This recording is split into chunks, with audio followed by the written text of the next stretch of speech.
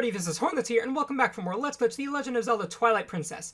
In the last episode, we finished off the Cave of Ordeals, and in this episode, we are going to get the final collectibles before heading off to the final dungeon in the game. We are very close to being done. So yeah, now right off the bat, okay, so I did get that Poe. I just wanted to check, because I wasn't 100% sure if I would have gotten it at this point. But I guess since I have, I'll just head off to the next one. So yeah, right off the bat, we're going to be collecting the rest of the Poes that are in this game. And the reason for that is because everything that we have to collect that isn't a Poe is actually inside Castletown, and so if I just get those last, then I can just go straight to Hyrule Castle, since I mean, that's my final destination anyways.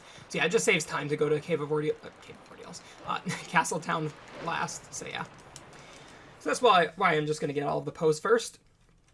Now, the very first Poe that I'm going to be getting here is, I was supposed to get this Poe a lot earlier, but of course, because I mentioned earlier when I missed it, the day-night cycle, or the night cycle was really tight, and so, like, I don't really blame myself for missing it, but yeah, it's the one that's on the bridge here. And yeah, it's a really tight day-night cycle. Like, I've missed it a number of times in speedruns. It's not easy to make.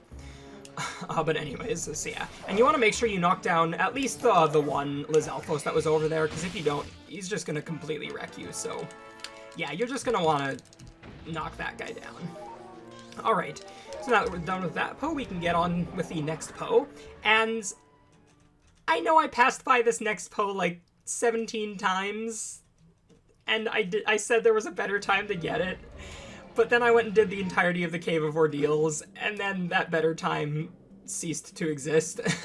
So yeah, basically, the time the speedrun gets this Poe is right after you save warp out of the Cave of Ordeals after getting the Poe on the 44th floor. It puts you, like, right about, I don't know, here or something, and so you can just turn around and get the Poe right away. It saves, like, half a second over getting it after warping here, or, like, over getting it when you're going to the, like, inside the Cave of Ordeals. It's... I completely forgot I was going to be doing the whole of Cave of Ordeals, so yeah, I really should have gotten it earlier, but I didn't, and I paid the price for it, which was an entire extra warp. But anyways, so the reason I'm back in the Cave of Ordeals is because there's actually a bunch of things about the Cave of Ordeals I want to talk about still that I didn't talk about in last episode because it was a little too long. But basically, you'll notice this very first enemy right here is a red Bokoblin now, whereas before it was a blue Bokoblin. Basically, when you finish the Cave of Ordeals, certain floors will change to make it harder. Yeah, if you didn't think the Cave of Ordeals was hard enough the first time, they made it even harder. So yeah, I mean, it's still doable. I've done it on a few occasions, but yeah, it's pretty hard. And so the floors that get changed, just off the top of my head, I'm sure I'm missing a few, but notable ones, at least, that I can remember. There's this first one, which has, you know, the red Bokoblin instead. Then there's the Chilfos floor. It will have, I believe, 6 Chilfos instead of 4 Chilfos. And then the 39th floor, which had 2 Darknuts, now has 3 Darknuts. And the 49th floor, which had 3 Darknuts, now has 4 Darknuts. And let me tell you, that 4 Darknut floor is the hardest thing in, like, a Zelda game. I'm not even joking. Like, it's... Okay, maybe I'm a little bit exaggerating, but it's really hard. Because there's, like, no room where you can stand where where only one of the Darknuts will notice you. So pretty much as soon as you drop down, all of them see you and start coming after you. So you have to fight 4 armored ones, like, at the same time. It's terrible. But anyways, that sort of leads me into my next thing, is that once you finally do get through there, you go into the next room, and this is what you see. You see the mailman is squatting down on top of the platform there. Why the mailman is there, I have no clue. I guess the Great Fairy needed some mail. I mean, I guess maybe somebody needs to take the mail to the Great Fairy. But, you know, it's like, why is the mailman there? Or maybe... It's theory time. Maybe the mailman is actually the most powerful being in the universe and was just able to breeze through this dungeon super easily. Or maybe the mailman has the Wii 1.0 version and just did all of the floor skips. I'll buy that version. Okay.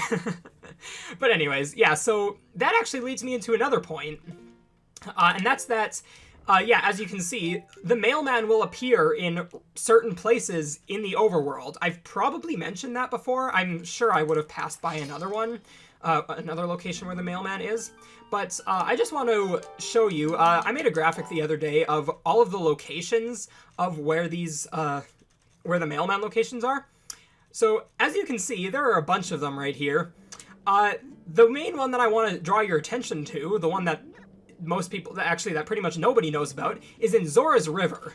So yeah, believe it or not, in Zora's River, in one of those like scaffolding thing that's like supporting the wall or whatever, the mailman is just standing there looking at a letter. You can't actually talk to the mailman, and if you do hack your way into where that mailman is and try talking to him, he doesn't have any text, so it's not like you're missing anything there, but still, the fact that the mailman is there is completely insane, and I'm pretty sure like that's one of the secrets in the game that wasn't discovered for the longest time. Like, I think it was only discovered maybe last year or maybe the year before.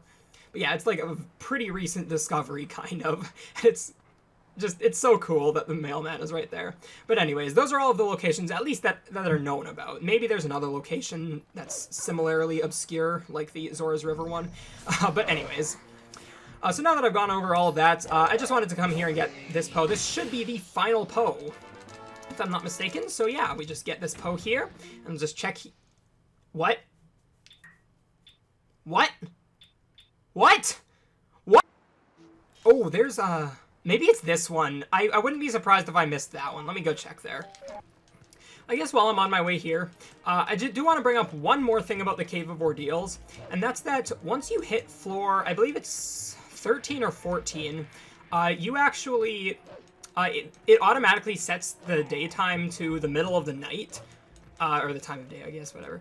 And so that's another way that you can just force a nighttime transition, in addition to like going through the entirety of Arbiter's Grounds. So yeah, that's the reason it's nighttime now, because if you remember, it was basically daytime when I entered the Cave of Ordeals, and then it was nighttime when I was out. It's not this one? Oh, maybe I just can't see it from here, but is it not this one? Because if so, I'm in trouble. I can't think of any other pose that I might have missed. Yeah, no, it's not up there. Let me think. Oh, I really hope it's not one of the dungeon ones. That would be brutal.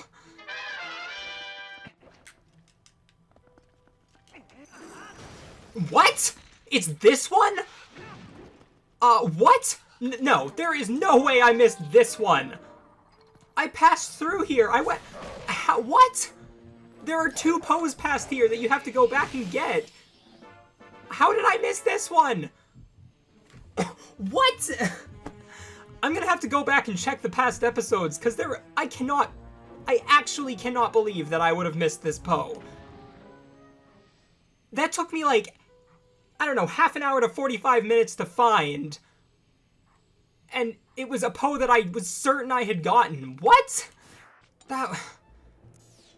I guess on the bright side I found it, but like...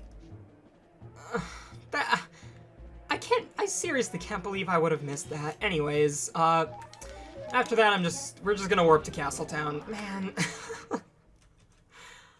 I had to check, like, every single Poe location. Like, I had checked a bunch of, like, the ones that I thought maybe I might have missed, because they're maybe common to forget. And then it was that one, where, like, there's literally no way I could possibly have forgotten that. But yet, somehow I did? Like, I'm wondering if I did get it, but then something happened in the recording, and I had to, like, reset or something, and then Oh. Well, I failed the mailman skip, but apparently I didn't have to do the mailman skip in the first place. Okay. Alright, well, now that that whole thing is over, yeah, so we have 60 postals, finally. We still have a couple more things that we need to do. So the first thing that we have to do is the star game. So, actually, if you remember, if you've seen it, in my Majora's Mask Let's Glitch, I actually talked about this minigame a little bit, in that I mentioned that this is probably my favorite Zelda minigame, and that still holds true. I love this game so much. It's just a ton of fun. It's just... There's even, like... there's a definite route to both levels of this, and it's just super satisfying to be able to get through all of it, or like all of them really quickly. So yeah. So let's just go and do that. Now I do believe, do I still have my claw shots equipped? Yes, I do. Okay. So yeah, basically, I'm just gonna be following like the fastest route here. I did kind of mess up a little bit, but it's not a big deal. Let me just side hop there, and then we can get all of that. That first one's pretty quick. And by doing that first one, we get the big quiver, which lets us hold 60 arrows. Oops. Now we've got to head out this way. And then we actually, we have to leave and re-enter the room to be able to load the second one. Oh no, not these people. I think they technically canonically have names. I can't remember what they are, though, off the top of my head. But anyways, yeah. These fangirls always, I was never sure how to feel about them.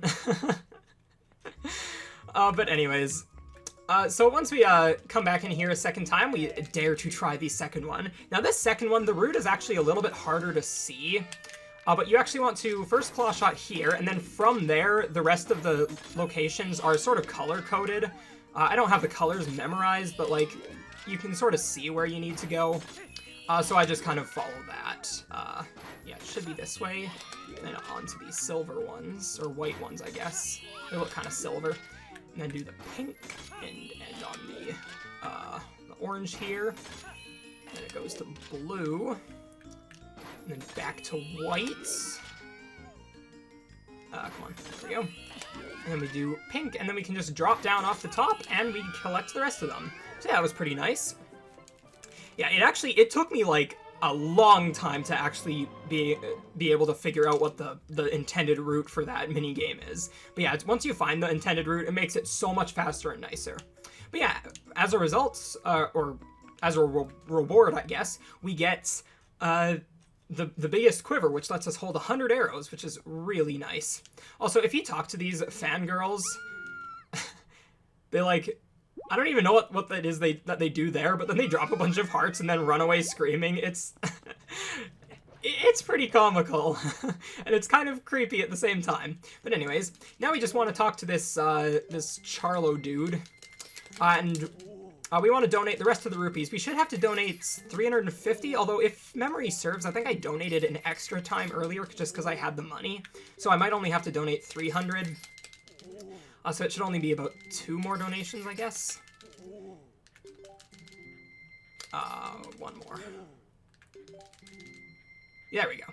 Okay, so by doing that, if you donate 1,000 rupees to this guy, believe it or not, it is not a scam. You get a heart piece for this. And that is our final heart piece. So with that, we have the nice 20 hearts. It does my OCD good to see that.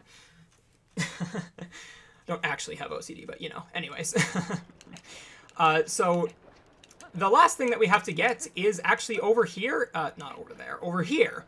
So if you remember a while back, we actually donated enough money to get Malomart to appear in Castletown, and in the Castletown branch, we have right there, apparently you can't see up here. Anyways, we have the magic armor, so I'm just gonna go and buy that real quick. Gonna buy it for the incredibly random price of 598 rupees. I don't know why it isn't 600, but okay. Sure, 598 rupees. So yeah, with that, we have the magic armor.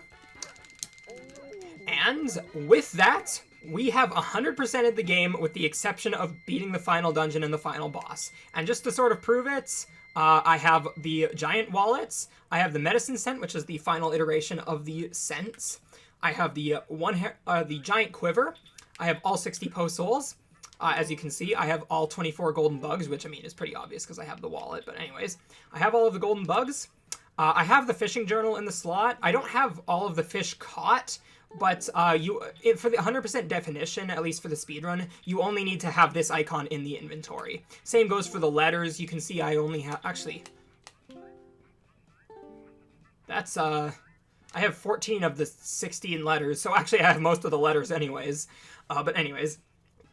And then we have the hidden skills. I do have all 7 hidden skills.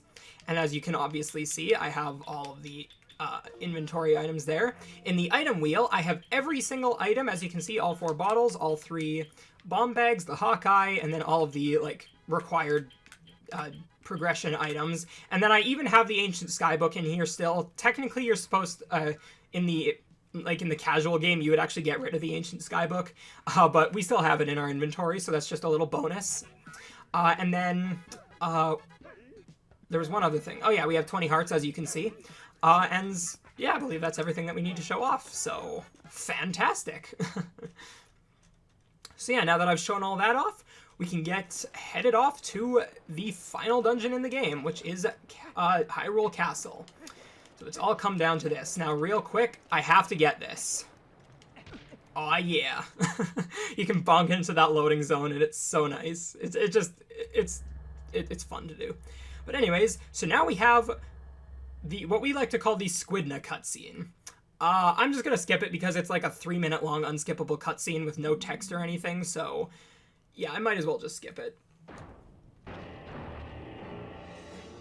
Indeed, this is why we call it Squidna. I feel like it's a little more accurate to maybe call it like Arachidna, because it... Actually, I guess it doesn't have 8 legs, but don't squids have more too? How many legs do squids have? I don't know. Anyways. Wait a second, are squids even... I thought... Wait, are squids... Because I always thought that squids were basically just, like, smaller octopuses. Or octopi. But... Are they? I don't think I've ever seen a squid in real life, so now I actually have no idea. Okay. I guess... Because now that I think about it, from the little bit that I've played, like, Animal Crossing, and I guess bloopers in Mario are supposed to be modeled after squids as well, I think? Are they? Now I'm questioning everything I know about squids. Okay, I'm gonna have to do some research on squids, I guess, because now I'm really curious. But anyways, so now we are in Hyrule Castle. So right off the bat, we actually have a bit of a trick that I'm going to be doing. This is called Barrier Skip 1, and hopefully I don't fail it. Spoilers, I probably will. But basically what we want to do is we want to lock onto this, and then we want to kind of like aim way up here. I hope I'm not forgetting anything. Let's just, actually no. Okay, yeah, basically you just want to lock onto that, and then lock onto one more place up there. Basically, this is going to break the box, and then there's a yellow rupee inside this box, a consistent drop. And, oh, okay, well, I guess I'm getting out of there. And then we just kind of want to roll all the way over here, and then do that. And then do that. So what that was basically, I locked on, and then right when the rupee was about to hit me, I pressed and held A. And because I have the jump strike, that kind of made me like go into my jump strike stance. And then when the rupee, when I collected the rupee, because I hadn't actually charged up my my jump attack yet, it actually just canceled the charging up altogether and made me do a jump attack. And then I collected the rupee when I hit the ground. And by doing that, hopefully if I did it at the right angle, I can skip the barrier that this fight is in. And I actually did. Wow. I'm actually surprised. I was not expecting to actually get that. Anyways, now we have another trick. This is Barrier Skip 2. This one is a ton easier. Literally, what you have to do is walk into the cutscene, skip the cutscene, and run backwards. It's that simple. And that just loads the barrier, yeah, it just loads the barrier while you're outside of it. Normally, the barrier would load inside the cutscene, but I guess they didn't really intend for you to skip that cutscene, and so... yeah, it's just, they made the delay on that way too long, and so you can just run outside of it. Then we can just pull that back and enter this room. Now this room, we have a fun little mini-boss fight. So right here, I'm just going to roll as late as I possibly can. Okay, I missed it. If you roll like as late as possible, you can actually enter this trigger right here while the other cutscene is playing that's forming the barrier, and it just saves a tiny bit of time. But anyways, now we have the fight with King Bulblin 4. And this fight is a little bit harder than the rest, I guess. You just kind of want to keep doing jump spin attack combos and then some more spin attacks. It's a pretty easy fight if you can do that. But if you're on the Wii version or something where you can't like spin attack combo like infinitely, then it does get a little bit tricky. But But yeah, it's pretty nice. And with the Great Spin, it takes like a couple hits less. The Great Spin actually doesn't do that much extra damage on this guy, it seems. So that's interesting. But yeah, it takes 2 fewer hits, it looks like, if you actually have the Great Spin. Now right here, I'm actually going to try going for a 1-frame trick. Okay, right before this mid-text, you can actually do a backflip. And then you can pause while you're doing the backflip, and then you can save and quit, and that skips this mid-text. And it saves like 4 seconds. Actually, in 100% it saves a little bit more, because if you remember in that first room, I skipped the barrier. Well, if I went back that way, the barrier trigger's still there, so I would trigger the barrier if I tried going back that way. So I actually have to save warp instead. But because we're actually getting we're like 24-ish minutes in, I'm actually going to, or probably a little bit less, but anyways, I'm going to end the episode here, and we're going to finish next episode. So thank you guys for watching. If you enjoyed this episode, then click that like button. If you didn't, fine, click the dislike button. Follow me on the links in the description, and I'll see you guys next time. Bye!